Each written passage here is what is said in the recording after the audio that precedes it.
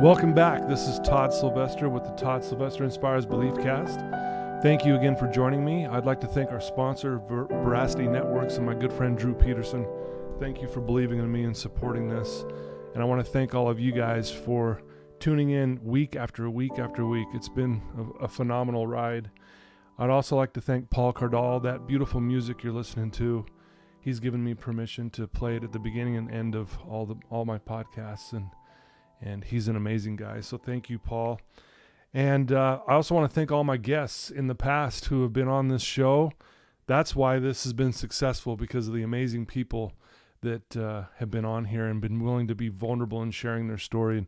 And today's no different. I have my good friend today, Zach Sorensen. Thank you for joining us, Zach. Yeah, absolutely. Thanks for having me on. Yeah, man. I've known Zach for a few years now, and we have some mutual friends, obviously. And I got to know Zach a few years ago, and he's one of the greatest guys I've ever met. He's what I think you and I are a lot alike in the way that we think and believe, and how we like to try to help other people with their mindsets and things like that. And so you and I always have a lot to talk about.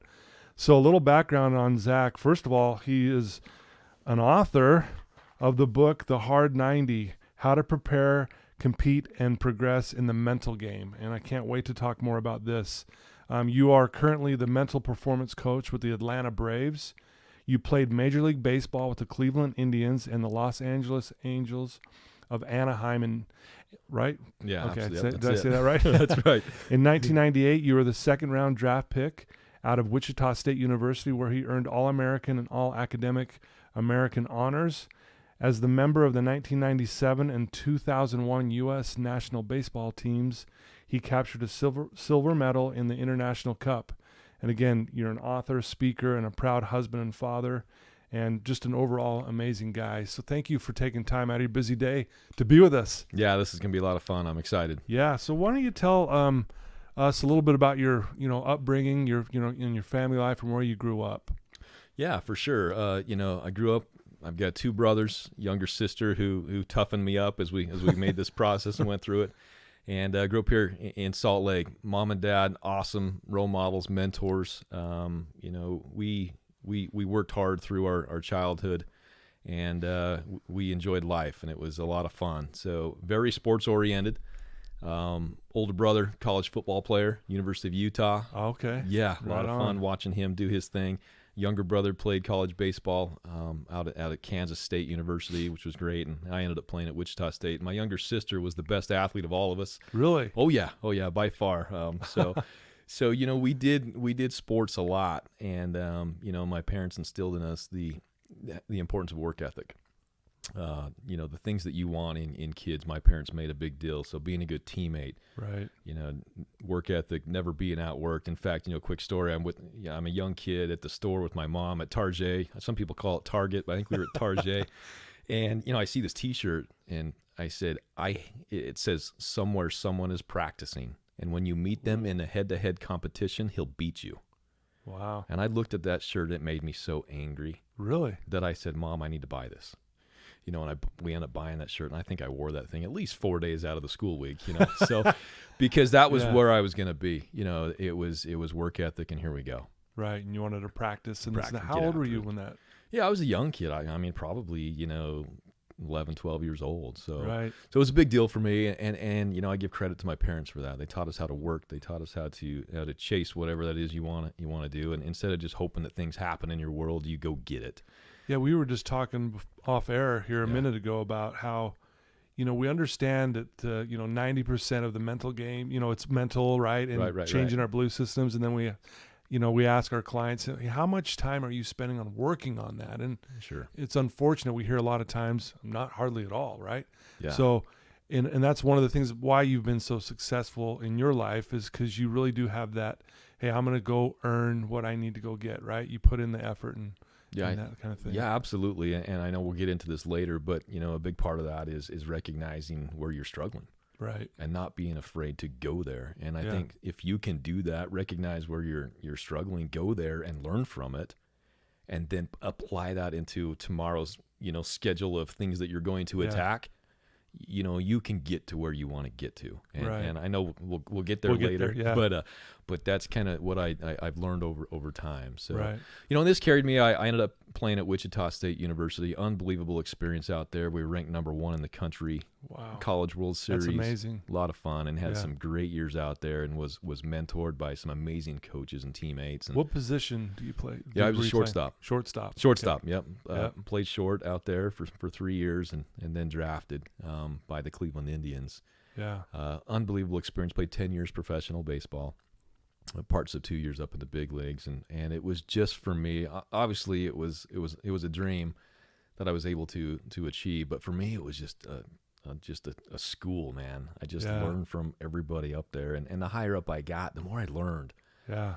And I tried to kind of have that mindset of, you know what, these guys are pretty special. They're the elite. They're the best. Why? Yeah. Why? Is it just because they're good?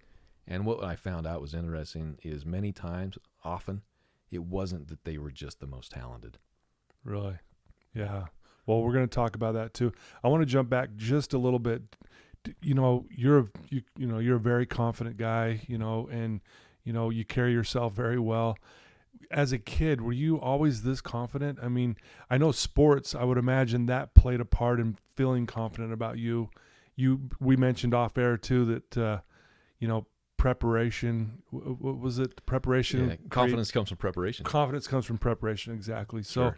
were you always like this? I mean, as a kid, did you always kind of have that confidence, or did you have to really, truly work on it? Yeah, it's such an interesting question, and I say that because we probably could spend the whole time just answering that question. And here's why I say that. The whole "where does confidence come from" question is what I get asked a lot with what I do, whether it be with parents of high school kids or college athletes, or even at the big league level. We're struggling with confidence, and I think everybody that goes through hard times is struggling with this confidence, or what you and I call this belief system. Yeah. And so as I look back, and I haven't been asked that question. I look back, was I a confident young player? I think the answer is yes. Why? Because I got the results. Mm-hmm. I was successful. Yeah. So then you go up through the high school ranks. Yeah, confident. Why? Because you were good, and you were better than the other guy, right? So you get confidence from that.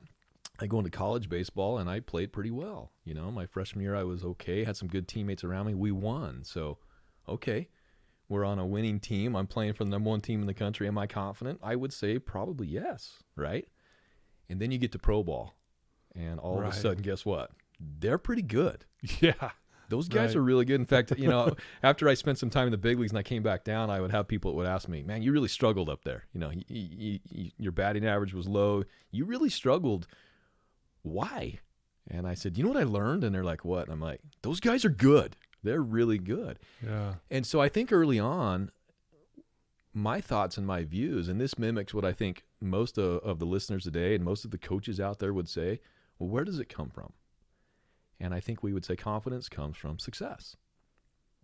Okay. And let me ask you, can confidence come from success? For sure. Yes, absolutely. Absolutely. But what happens if you don't win?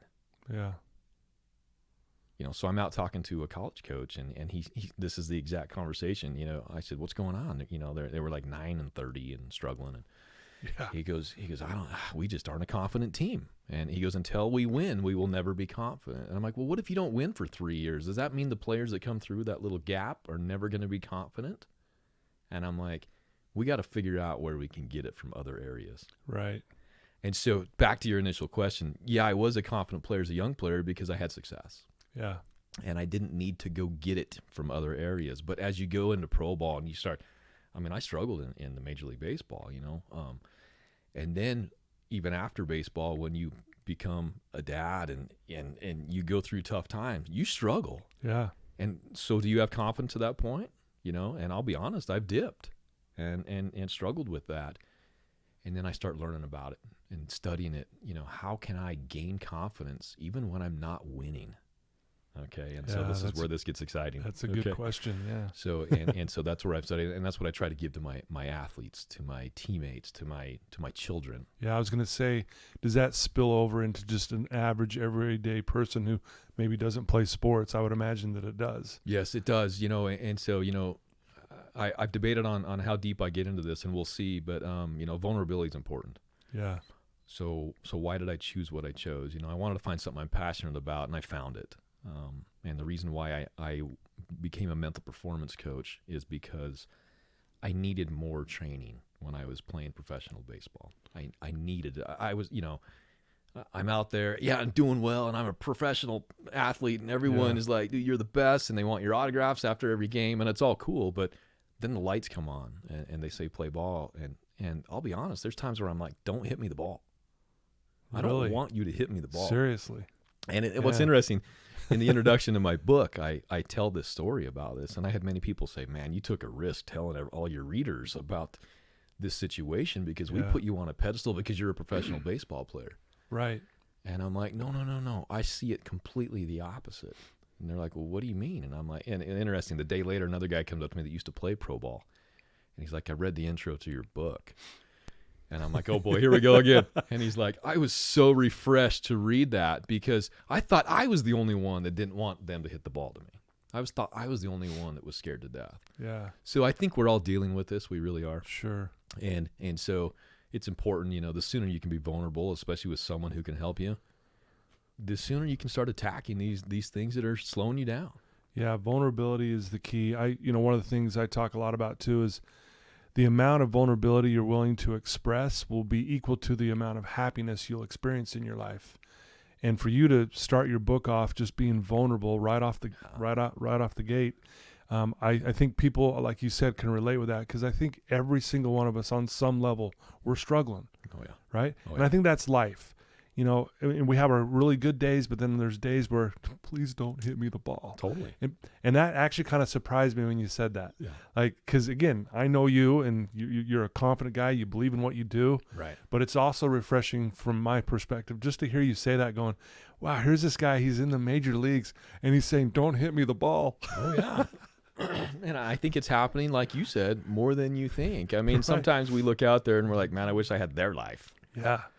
And the reality of it is they're going through something hard as well. Right. They are. They might just be better at covering it up. Yeah. Or they haven't dealt with it. Or maybe they are dealing with it, and that's why it looks like they're doing well. But I think it's important to understand, and one of the things I talk about as well is I get into it with some of my players, and I teach them to train failure. So we'll talk about failure a little bit sometime today too. But you will learn let me start this. One of my favorite little videos I share was a little clip from Kobe Bryant. And he gets asked the question, what does losing feel like to you? Mm-hmm. Okay. Yeah.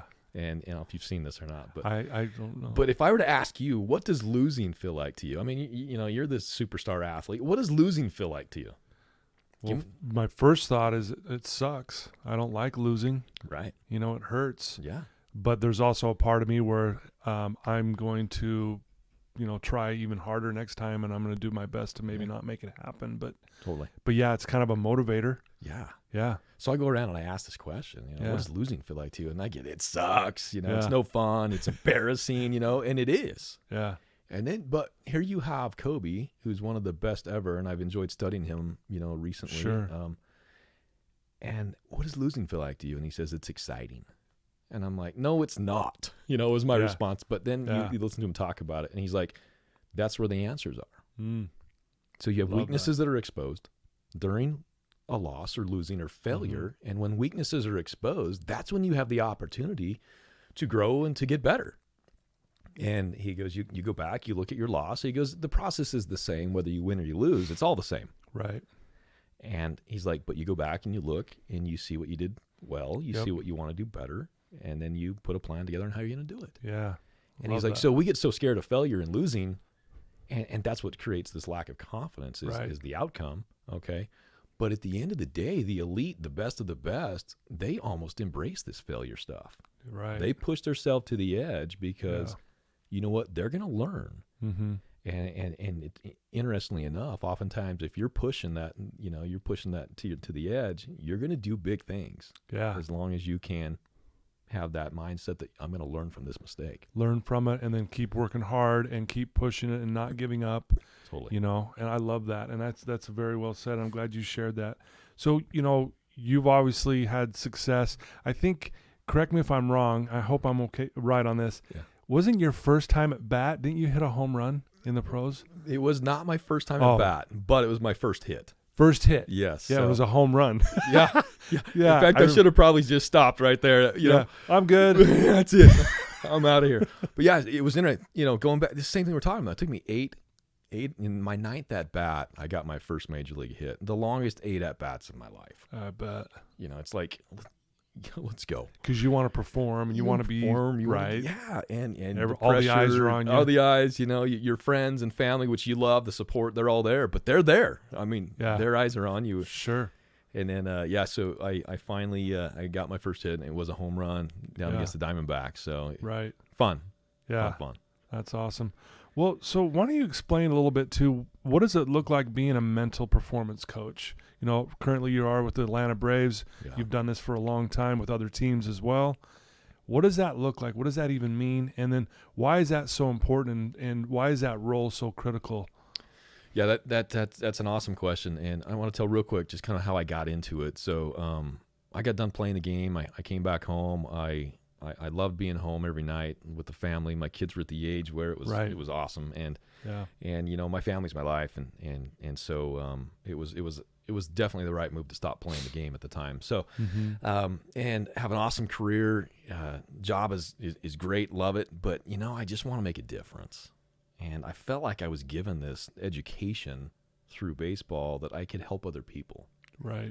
And so I'm like, well, what does that mean? I mean, I can go out and be a hitting coach, and I would love that. So, but I wasn't sure where I was going to fit in. I knew I'd get back in the game somehow, but how, I wasn't sure at the time. So I'm sitting down at a game with he's now the president of the Toronto Blue Jays, good friend of mine. He was my general manager, Mark Shapiro. Excuse me. And he says, I want to give you some advice. All right, I was asking him, and he goes, here's what you need to do. He goes, listen to yourself talk. And when you listen to yourself talk, you'll figure out where your passion is. And once you find what your passion is, he goes, there's no stopping you. Right. And so I went home, and I'm talking defense. I'm like, man, I love talking defense, and hitting. Oh yeah, there it is, Yeah. And then I started talking the mental game with somebody, and it was very clear to me that is what I wanted to do. Yeah. Why? Probably like I mentioned earlier, because I needed it.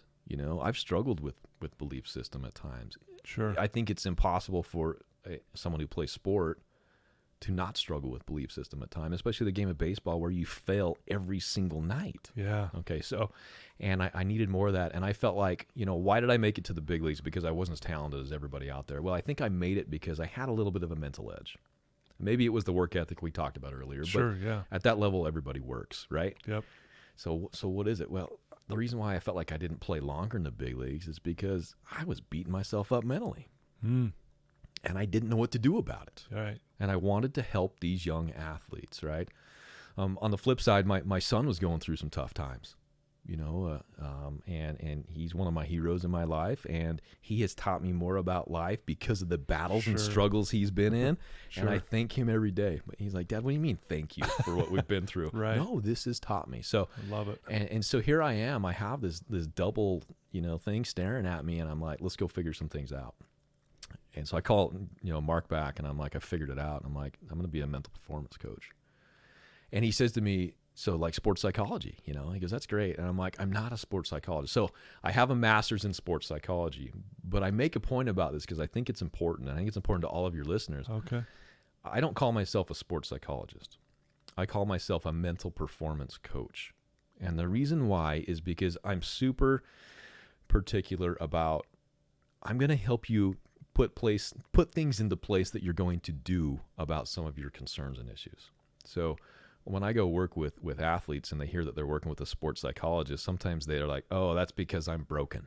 Right. Something's wrong. Something's wrong. Right. And that's a big part of it. Yeah. However, I also, and the reason why I call myself a coach is because I want to train you before you get to that level of struggle so that you know what to do when you get there. Yeah.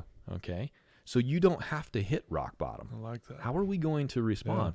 Yeah. And as I sit in rooms with general managers, I'm like, okay, so here's your starting pitcher at the big league level, and he goes through 3 or 4 innings. He's cruising. He gets in the 4th, walks the guy in 4 pitches, and gives up a double. What's he going to do? Right. And the room goes quiet because we haven't trained it. It goes back to 90% of the game that we train less than 10% of the time. We don't train it. So what is he going to do in that situation? Okay, and I want you to think, about, the individuals that you get to help. Yeah. When they get to that moment where it gets dark, what are they going to do about it? Right. And what my players turn to that haven't been trained in the mental game, they turn to, well, I hope I get the next guy out. And Right. listen, I love the word hope. But when you're competing at an elite level like a major league player, hoping that you can get the next guy out isn't going to get the next guy out.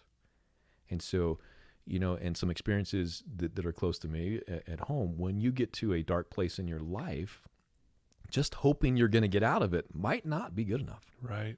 And so I'm super adamant about saying I'm a coach. Yeah. Because love a that. coach is a powerful word. So just like an athlete would go to the strength coach to get stronger, Yeah. or if I want to get faster, I'm going to go to the speed coach. They're going to come to me to help them with their mental game, to be Yeah. more mentally tough. And we're going to put this in action so that we can get a plan in place. So when things do go tough and things do go bad, because they are going to, Yeah. we at least have something to go to. I want to give them something to go to when they need something to go to. Right.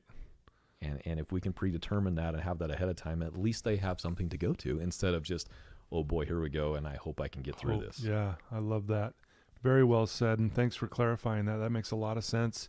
It reminded me of Jim Carrey once said, heard him say, hope is a beggar.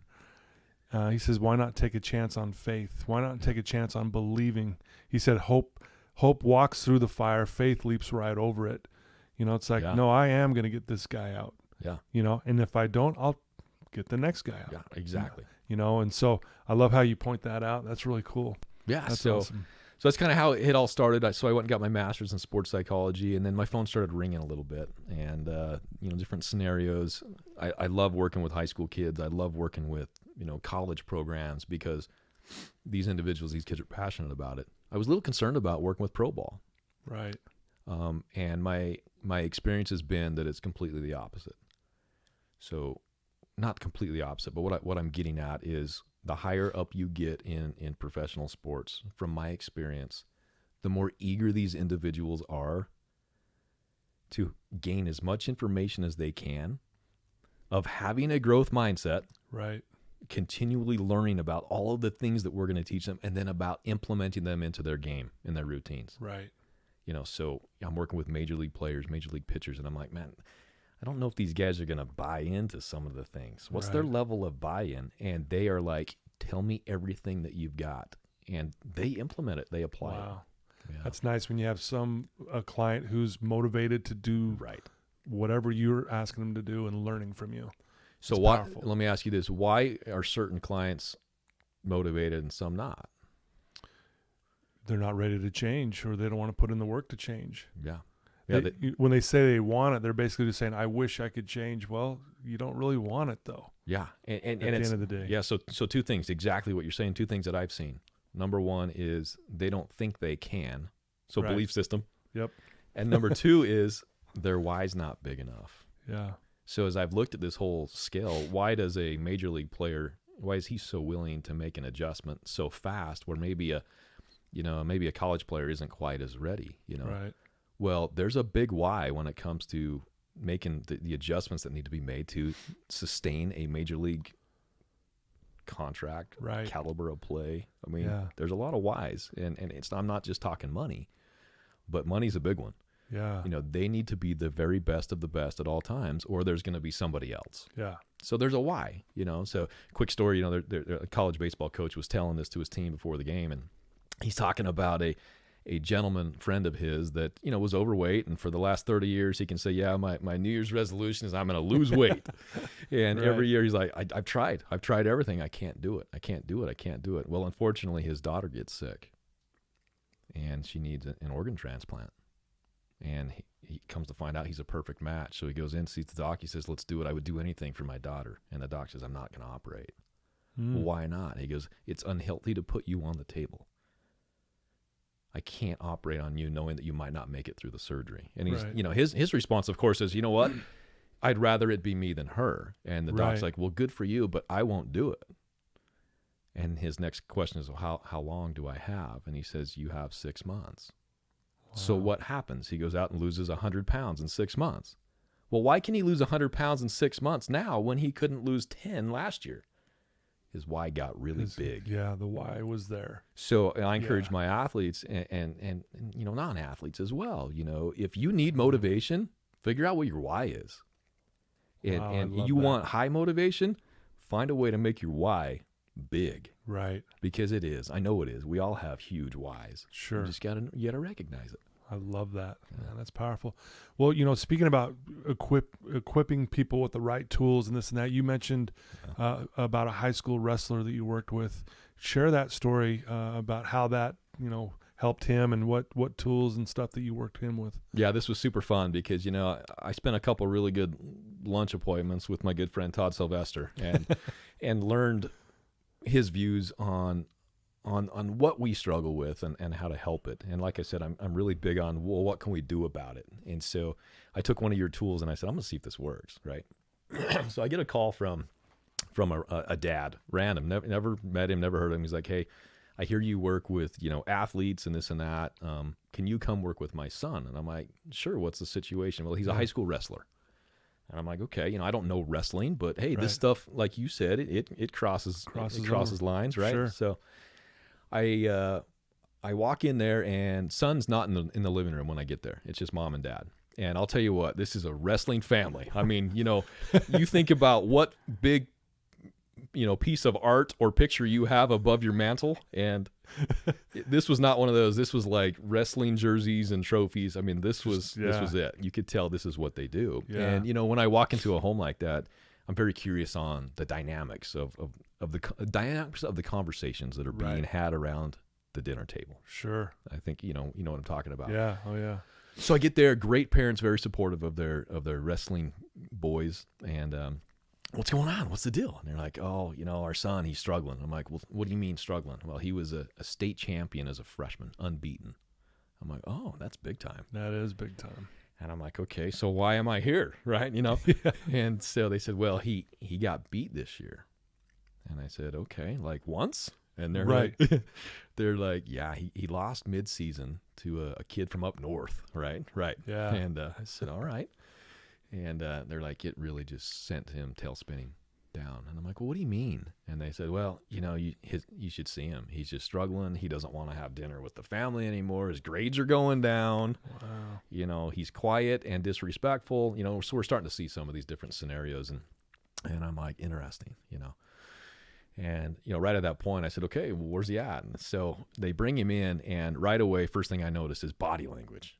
Right. Like, he's defeated, man. Sure. He's defeated, right? And he comes and sits down in the chair, doesn't, really shake my hand much, and he's slouching in the chair, and he doesn't want to make eye contact. Why? Because there's a sports psychologist in the room, and he's got some problems, right? Yeah. And so I look at him, I'm like, what's going on, man? And he's like, nothing, whatever. And I said, tell me about why I'm here, what the situation is. He goes, did you hear I lost? And I'm like, I did. And then, of course, he didn't say anything else. That was it. That's why I'm here. I lost. Yeah. Yeah. And I said, my first comment to him, because, I got to get their attention somehow. I got to get them to look at me. And I said, have you sent that young man that beat you a card telling him thank you for what he did for you? And he looks at me, and, of course, there's the eyes. Got him. Right, got him. And he looks at me and he's like, why would I do that? And I'm like, let me ask you a question. I'm like, if you were to meet this wrestler in the state championship match, okay? I said, let me back up. I said, how did he beat you? And I'm not a wrestling guy, but he's like, he did this and he pulled this move and he did this and I wasn't ready. And I'm like, okay. And I said, if you were to meet him next week in the state championship match and he tried to pull that move on you, would he beat you? And he's like, never, no way. And I'm like, why not? He already did once, And he's like, because I've played that through my mind over and over again, and I know how to get him. I'm like, right. That's why you should have sent him a thank you card. Wow. I'm like, you are a better wrestler because you lost. Okay. And so he kind of was listening a little bit now. Right. And he's like, I never looked at it like that, because perspective is so important with what we do. Sure. Let's change the perspective. Absolutely. And there you go. So we have our little discussion, whatever it was. And at the very end, I really realized that what he's struggling with is this belief system. It took one loss to rock his world. Right. And sometimes when you're the best of the best, that's what happens. All of a sudden you're not, and you can't do it. Why do first round draft picks not do well in the NFL or well, they've never struggled. Yeah. You know, Wow. and I'm going to get back to the wrestler, but I got to throw this in Sure, here. please. I'm sitting down in a meeting with the general manager of the Anaheim Angels at the time, and we're having this mental game talk, and he goes, here's what we need. He goes, we go out and we draft players, and we give them the big signing bonuses, and we do a good job drafting them. Why do those players not do well in professional sports? And I'm like, well, we scout based on 5 tools, you know. Big, strong, hit for power, hit for average, you know, Right. Speed, arm strength, this stuff, you know, we know, and they do a great job. And I'm like, but we can't test their mental toughness. We can't test what I call the 6th tool, which is this mental toughness, right? And he says, well, how do we test for that? How do we look at that? And I said, well, you have to define it. So I said to you, how do you define it? And he says, well, it's the ability to handle adversity. And I'm like, I love that. I'm like, but what the problem is the players you're taking in the first round, I'm like, these are high school kids that were the star quarterback, the best player on the baseball field. Yeah. They could dunk when they were like 8, right? Right. And they're dating like 3 cheerleaders at Yeah. the same time, and it's all fine. They're superstars. Right. They haven't dealt with adversity because they're the best at that level, right? It Yeah. goes back to, are they confident? Yeah, because For they've sure. never met adversity. Exactly. And then they get to pro ball, and guess what? There's other players that are good, and they fall apart because they don't know how to handle it. Right. So that's what was happening with this young wrestler. Wow. Okay, and so, you know, I gave him a few things to work on, but right at the very end, I said, "What are the things that are bothering you? Tell me about you as a wrestler. Why are you not winning?" Right? And he lost 1 match. Right. And he's like, "Well, I'm not strong enough. I'm not quick enough. You know, this and that." And so I wrote these things down that he said are his limitations or Right. weaknesses, or however you want to frame them. Right. And then I did what I call a reframe. Okay, I reframed them. I am strong when boom. And so that's how I reframe. I am quick when and I reframed and created these true statements. So I created, you know, he had this bully in his head, right, that Right. was overpowering him and telling him, you're not strong, you're not quick, you're not fast. And right before the match, instead of thinking strategy or how I'm going to do this, he's thinking, I don't know if I'm going to win. So we have these self-defeating thoughts that are going through Yeah. our mind, which I call negative self-talk. Sure.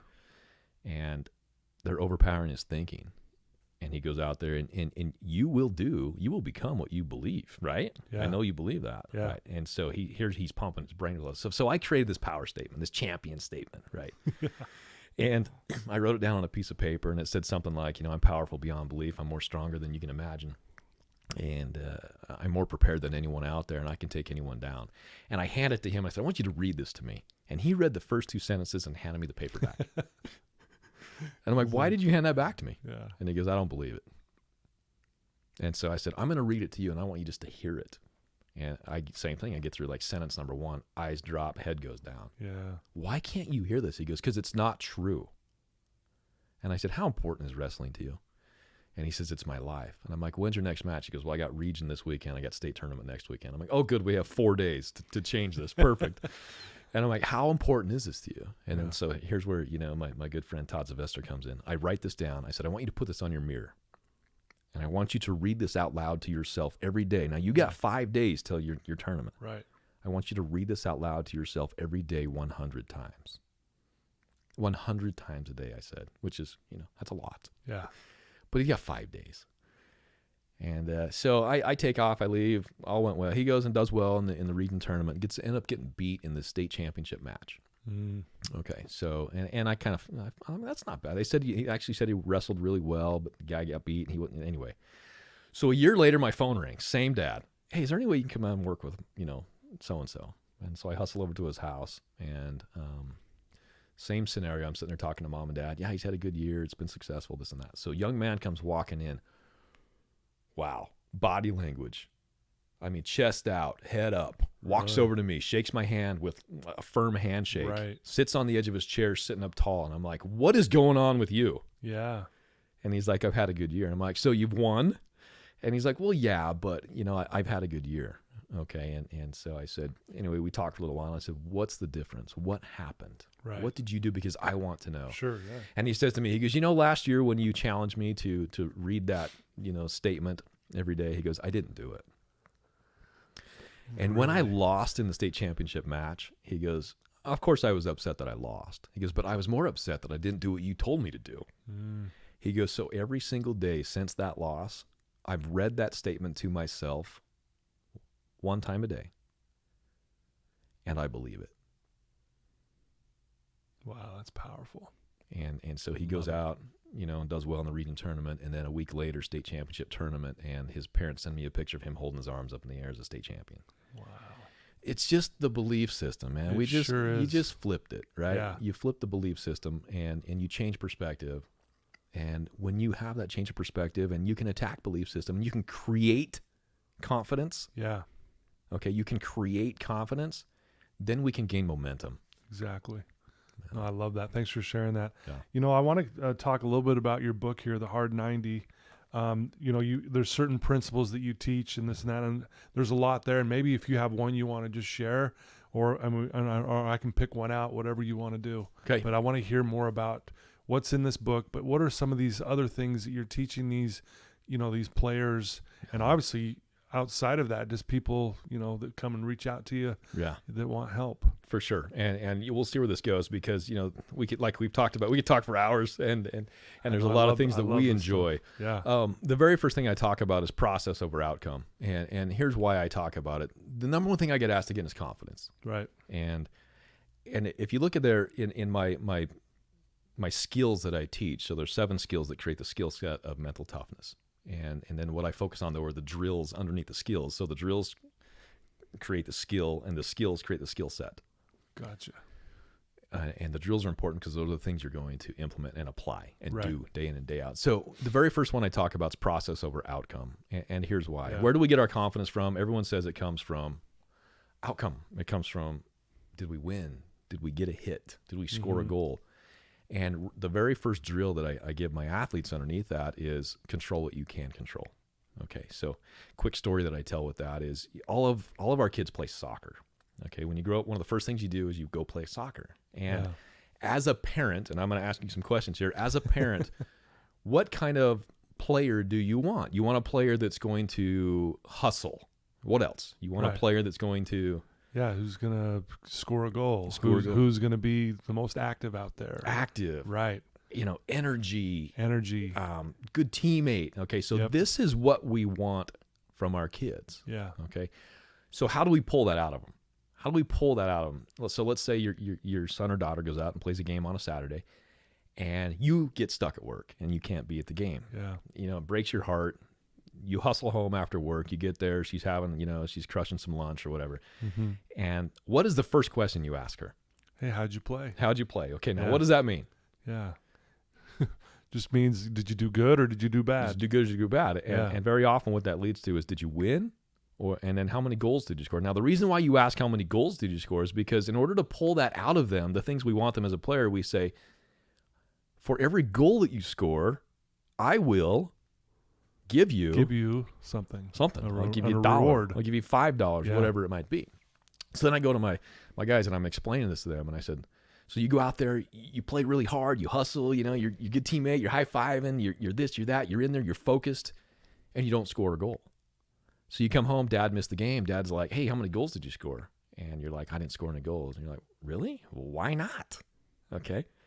Well, too bad. You don't get any money, all right? Yeah. Go get them next week. Yeah. So you go out there next week, Dad's out of town with business, and you go out there and you're getting after it, you're hustling, and there's like an Olympic goalkeeper on the other team, right? Right. And 6 shots on goal because you're trying to impress Dad and Mom, and you don't score. So you come home, Dad's like, hey, how many goals did you score? Did you win? How many goals did you score? Yeah. And he's like, I didn't score any. And Dad's like, well, what's your problem? Right?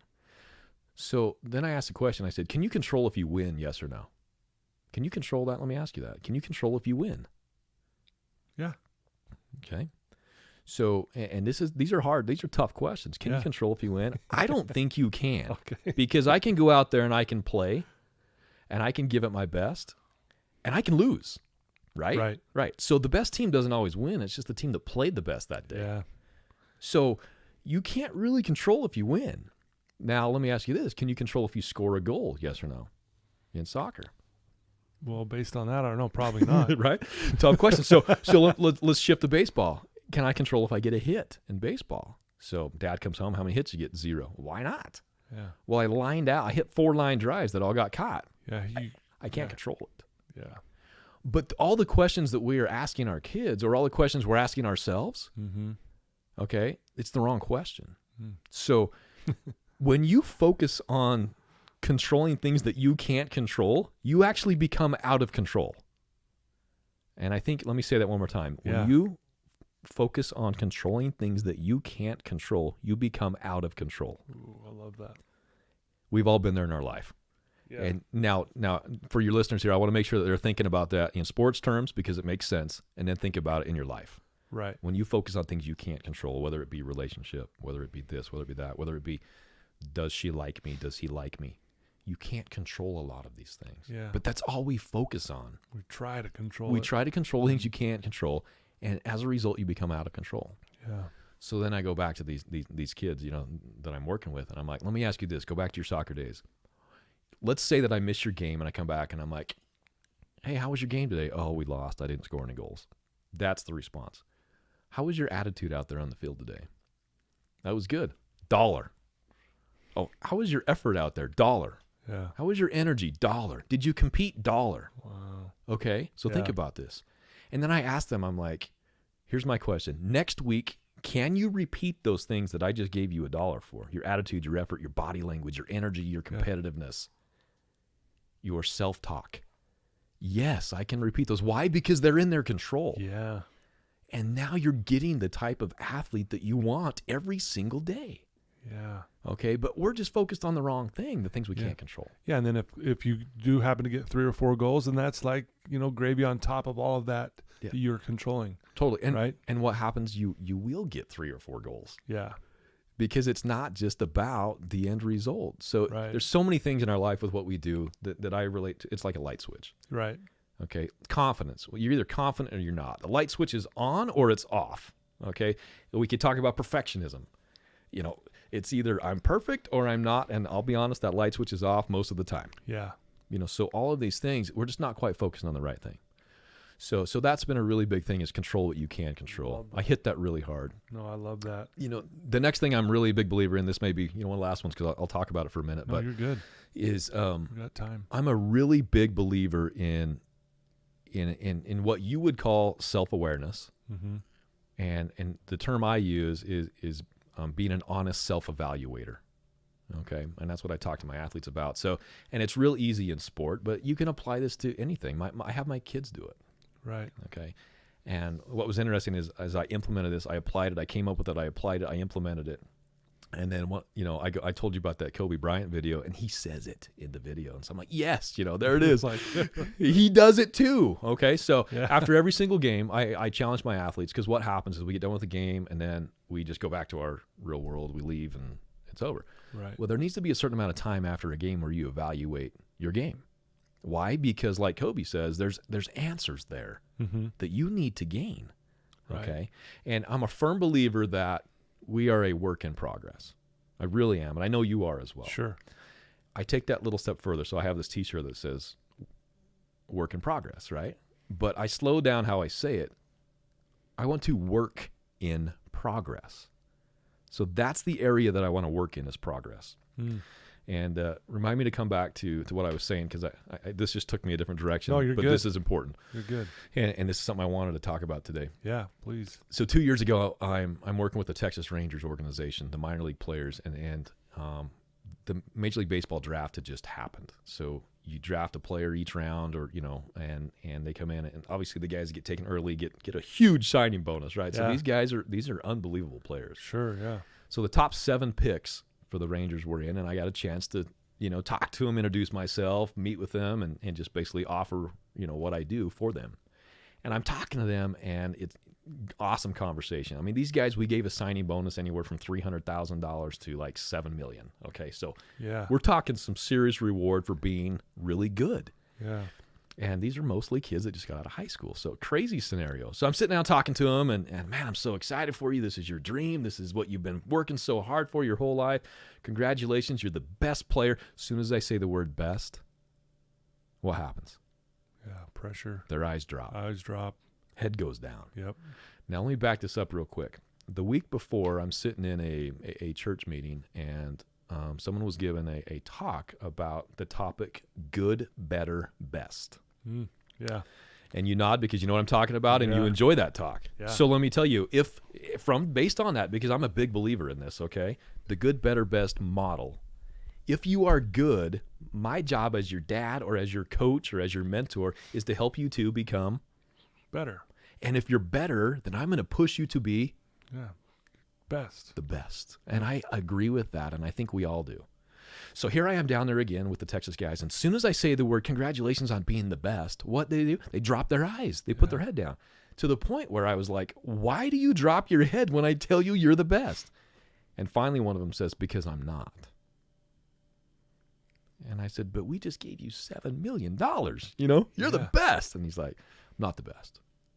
So it's not there. They don't believe that. I'm like, okay, all right, fair enough. Maybe they're just respecting who's in the clubhouse, right? Because there's a lot of players in that clubhouse. Okay. So then I'm still sitting there and I'm scratching my head because this happened to every one of them. And then I look back and I'm like, what's your biggest fear about being a professional athlete?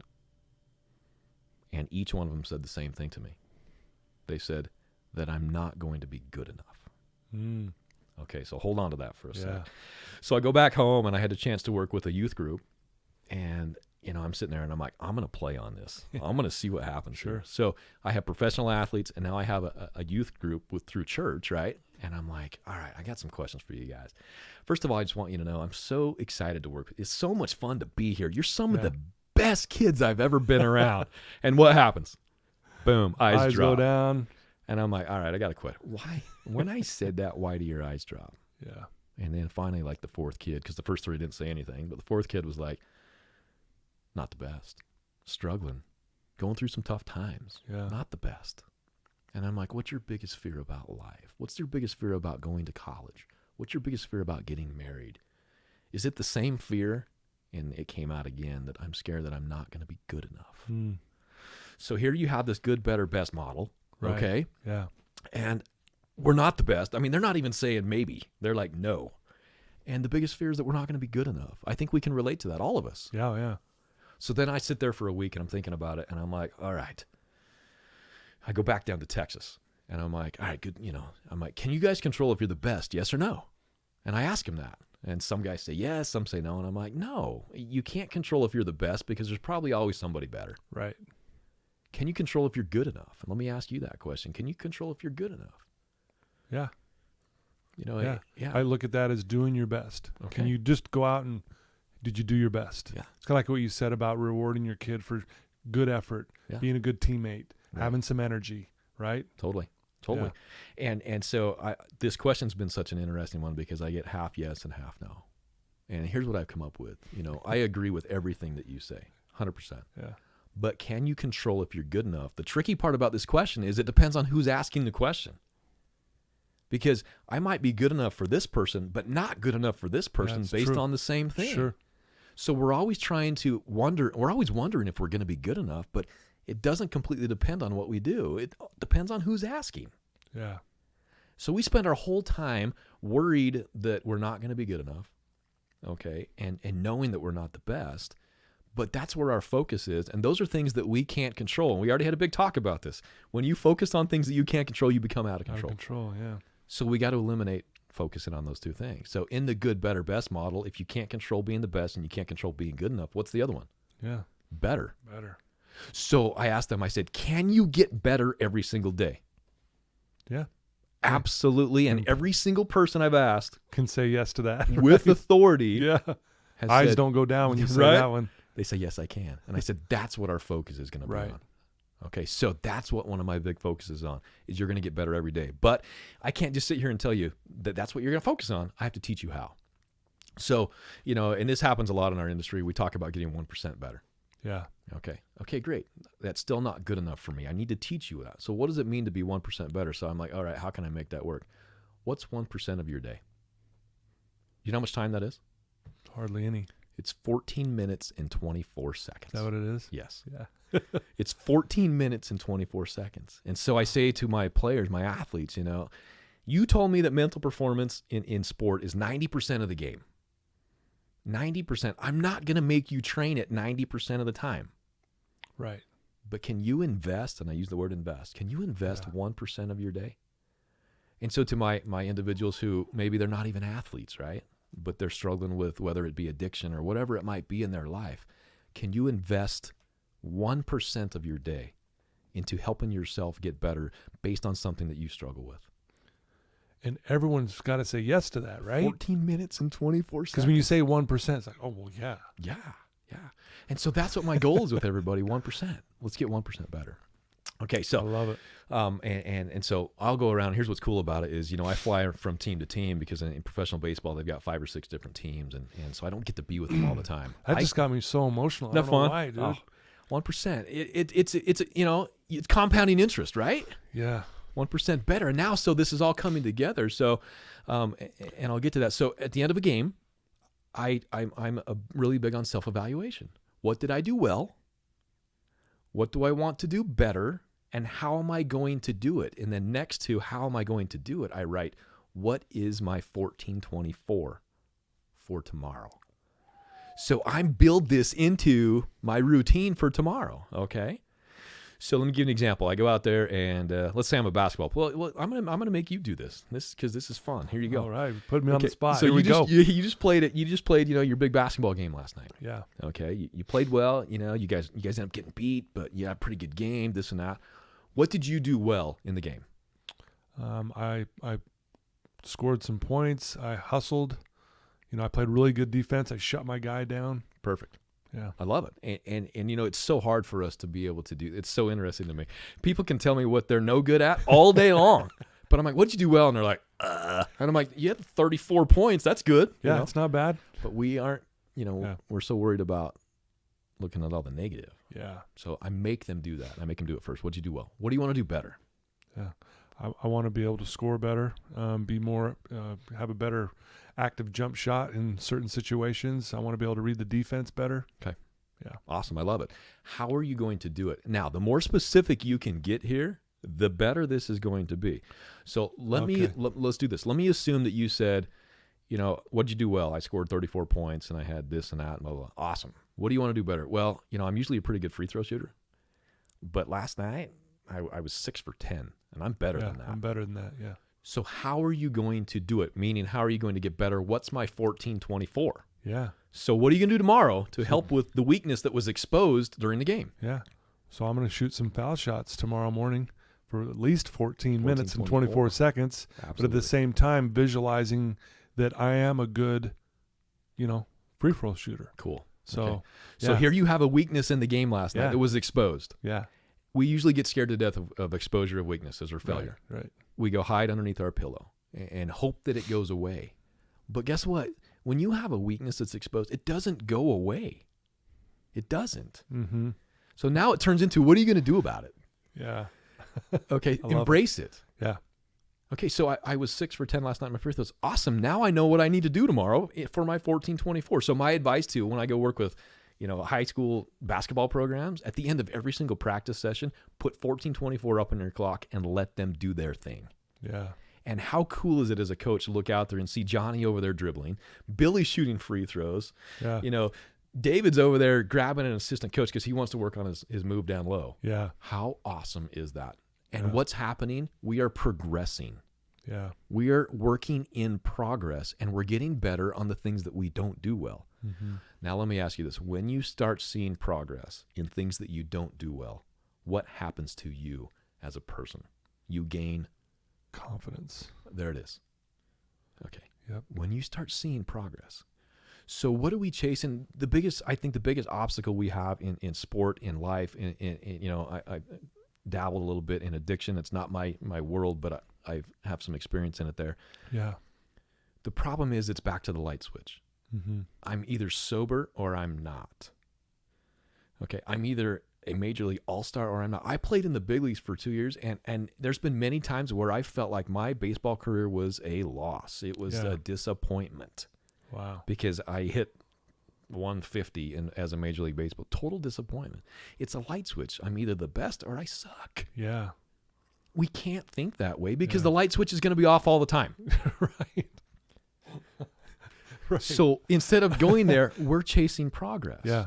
We're chasing, how do I get a little bit better every single day? And that creates momentum. Yeah. So what do I say to someone who's struggling in life? I don't care where you're at. I don't care where you're at. I don't care if you're up here or you're down here. Yeah. Can you get a little bit better every single day? Right. And that is all I can ask. And here's what's cool about it is it. they can do that. For sure. And if they can buy into that, they will create momentum that's going to help them get through. And going back to what you said earlier, what happens if you have a bad day? So what? Win tomorrow. Yeah, I'll get better tomorrow. Go get them tomorrow. Go get them tomorrow. You just push it aside, and your goal is to win the day. So, yeah. Anyway. Wow. Yeah. You know, it's interesting, this 1424, I love it, by the way. 1%. That's it. You know, I think we've talked about, you know, I do this hour of power every morning, and it's an hour. In my head, this whole time until I'm thinking that's got to be about, 70% of what I'm doing. You know, it's really based on that's 4% of my day. It is 4% of my life that day. Invested. I'm investing 4%, and the reason why I'm saying this is what I've calculated it. That gives me over 1,000 hours a year ahead of the person who's not doing. Not that I'm trying to beat the next person, or in other words, the competition, or ahead of that limiting belief that tells me I'm not good enough. I'm putting in an extra 1,000 hours. Awesome. Think about that for a second. Seriously. 1,000. Yeah. So that really hit me when you said that, and I'm so glad you shared that. That is powerful, and I want to emphasize again. I know we already have, but you're investing in yourself. Right. And, it's an investment, and it's action. Yeah. You're doing something about it. You're not just hoping that you get better you're not hoping 2021's better than 2020. You are going to make it better. Okay. You're going to make it happen because you've implemented this into your routine. Yeah. Yeah. So one last thing I want to hit on just because it's important is self-talk. Please. Yeah. Self-talk. Please. Yeah. So again, you have the confidence cycle. Okay. Yeah. And I saw someone throw this out there and I liked it. So you have self-talk. Okay. And that's what you say about yourself and your internally. Right. Self-talk leads to self-image or belief system. You talk about this all day long. Yeah. Self-image is going to lead to your actions. Okay. Your actions are going to lead to your results. What do your results lead to? Your self-talk. Yeah. Boom. Yeah. It's just. Yep. We got to find a way to break the cycle. Yeah. Okay. So let me walk you down this path real quick. So the question is how can you overpower your self-talk? So there's, 40 to 50 thoughts that run through your mind every single minute. 40 to 50 thoughts every single minute. What percentage of them are positive or negative? I'm reading your book, and here's what I got. It's 80, a little over 80%. Yeah. So and so what I teach it is, and then I'm in the 70 to 80 range. Okay. Yeah. Now when you ask your athletes, it's funny when you sit down with mom and dad, they're like, "Oh, my son's way positive. He has way more positive thoughts than negative. He's probably." 40% negative. And then son's right there. I said, where are you at? And he's like 75 negative. And It's true. It happens across the board. Yeah. So, but how do you overpower negative thoughts? Well, I'm trying to think how I was taught, don't have them. Right? Yeah. So how do you do it? So let me walk you through this. So you get done with a couple, sessions today and you got a full day and you're starving. Okay. Yeah. And you want to go to Cafe Rio because those burritos over there, man, they're unbelievable. They're awesome. So I want everyone who's listening to do this with me real quick. And this doesn't take long, but you're going to go to Cafe Rio because you're starving. Maybe you played 2 games, but you are grumbling hungry. Okay. You're making some noise down there and you're ready for some food. So 74% negative. That's important because when you pull into the parking lot at Cafe Rio, a tour bus just got off in front of you and they're all in line at Cafe Rio. So your 74% negative thought just went to what? Yeah, 95% not happy. Exactly. Right. But you're going to stay because that burrito is so good. Okay. So you stay in line and you wait and you wait and you're going through line. Then you finally get to the part where you're weaving through the line. You're weaving through it. You get over to the corner and there's a menu up on the wall. You know exactly what you want to eat, but you read everything on the menu. Right. And then you get to the corner and they're flipping the tortilla and pressing it down. And then they finally ask you what you want. And you're like, I want this to be huge. And you pick your meat and you pick your condiments and cheese. Of course, I want this. And of course, I want that. You load this up, you get over, you pay. You go sit down. You take your knife and you dive into the burrito with your knife and your fork. You get a big, huge piece of burrito and you get ready to take a bite. Now, I want you to tell me what your favorite book is that you've read in the past year and why. Go ahead. Tell me about it. Why? Can't Hurt Me. And the reason why is the discipline that it teaches. Okay. And what else about this David Goggins guy do you love? Just that he's willing to do anything and everything to be successful. And in my world, when it comes to addiction, it's life or death. And so that's why that's where I have to be on that side, and seeing the way he carries himself and the way he talks to himself. Yeah. Yeah. I agree, by the way. I love that book. Yeah. But I know we were talking about that earlier. But here's my question for you now. What happened to your burrito when you started talking about Can't Hurt Me by David Goggins? What happened to it? Yeah. I forgot about it. You forgot about it. So how were you able to forget about the burrito? How? What did we do?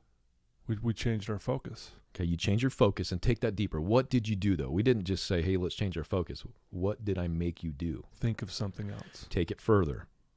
Because you have Think 40 of something that I like that's positive. Okay. Something that means something to me. Yeah, and this is really important because that's the answer I get. I started thinking about something else. You did more than think about it. I made you talk about it. Gotcha. Because when I say think about something else, you will think about something else, but how many thoughts run through your mind every minute? 40 to 50, right? Oh, yeah. So you're going to think about something else for a minute, but then you're going to go back to your belief, okay? How do you overpower your negative thinking? You talk. Yeah. Can you control what you think, yes or no? To a certain extent, yes. Yeah, tricky, tough question. Well, no, and again, I have negative thoughts. I'm someone who practices this like crazy. You know this. Right. But do I have negative thoughts? Yes. Yes. So can you control all your thoughts? Probably no. No. Can you control what you say? Yes. Yes. So, and when I'm talking about one thing, I can't be thinking about something else. Right. So if you're in that tough time where you're having a lot of negative thoughts, how do you overpower them? Start talking. Yep. And you'll see this with athletes all the time. You'll see them take their deep breath. Deep breath is a really big deal because it allows you to relax and to focus. Two things it does for you, and that's proven through research and science. It allows you to relax and to focus, and then you start talking to yourself. Start talking. And you can't have those negative negative thoughts. Mm-hmm. How do you overpower them? Talk. Yep. I love it. So when you're in a tough time, start talking. That's why therapy works. Mm-hmm. Let's talk about it. I can get that out. Plus, there's studies that have been done. It's 10 times more powerful when you say something out loud, good or bad, but it's 10 times more powerful. So I love that. Love it. You know, talk about it. Say it. Say it. Yeah. My family's always asking me, are you talking to yourself? I'm like, yeah, actually I am, as a matter of fact. Absolutely. I love that. Yeah, that is powerful. Anyway, those are just some of the things we start attacking these guys with, and we've seen some good results. And I would imagine a lot of those principles, or if not all, are in this book that you've written. Yeah, a lot of them are, along with some crazy stories on how I got to those ideas. But you'll laugh a few times. But I'm sure. But no, I love it. But yeah, the whole idea is just you have to take control. So I had some success with one of the major league players this year with the Atlanta Braves, and I get a phone call afterwards from some of the big boys, and they're saying, what did you do to help him? And this was such an interesting question to me. And my response was, I didn't do anything to help him. Well, I provided him with some things that he could do. Right. But this is his program. Yeah. This is what he did. Yeah. Okay. So we can provide you with a list of things for you to try. Will it do any good? If you implement them, we believe we can help you. Right. But this is your program for you to do whatever you want with it. You want to soar? You're going to soar. Right. Are you going to have hard days? Yes. But remember, we embrace those days because that's where the answers are. Right. So we get excited about failure. We get excited about making mistakes because we're supposed to make mistakes because we can learn. But at the end of the day, this is your program. Right. And you can, it's here for you. We get geeked out and excited when we provide it with you, and we're here for every small victory that you can gain along the way to be right there with you. Wow. Beautifully said, man. And, this book, I would imagine, is not just for athletes. This is for anybody. Yeah. I mean, honestly, these principles that you're talking about, it's for anyone. Yeah. And I love that. It's universal. Yeah. Well, a couple things before we wrap this up. I want to ask you, if there's someone listening to you right now who's struggling, who is in a dark spot, dark place. They feel a little hopeless. And I know I have a lot of listeners who either are in that mindset or they've got a family member who's really struggling. What would you tell that one person right now? I think that I would tell them that they are a work in progress, and that we all are a work in progress. Yeah. And the biggest thing I would have for them is that I don't care where you are. I don't. And I'm excited for where you are. Okay? Because for you just listening to this podcast is showing that you have belief in yourself. Yeah. It really is. It's taking action that's going to get you to where you want to be. And just getting through, I'm such a firm believer in going through challenges. I'm such a firm believer in obstacles. I really am. Yeah. And I am such a believer in that I almost get jealous when people are struggling. Yeah. I really do. And I know that sounds really strange, but the reason why I get so excited because I see the other side of struggle as strength. Yeah. And sometimes when I look at my life and I've lived this just all is good, right? And of course not all, but all is good.